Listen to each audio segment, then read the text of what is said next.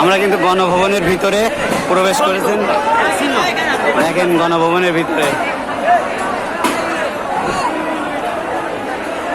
গণভবনের ভিতরে, ঠিক আছে। আমরা আর উঠতে পারিনি, উপরে উঠার চেষ্টা করেছি, বড় ভাই দুজন উঠে গেছে। গণভবনের সব কিছু ভেঙে চলে বেড়ে গেছে। হাসিনা তো পলাইছে দেশ ছেড়ে।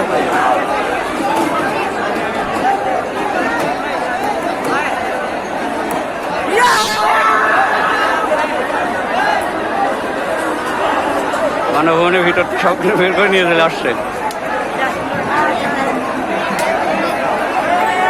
গণভবনের ভিতরে দেখেন হাজার হাজার মানুষ গণভবনের ভিতরে।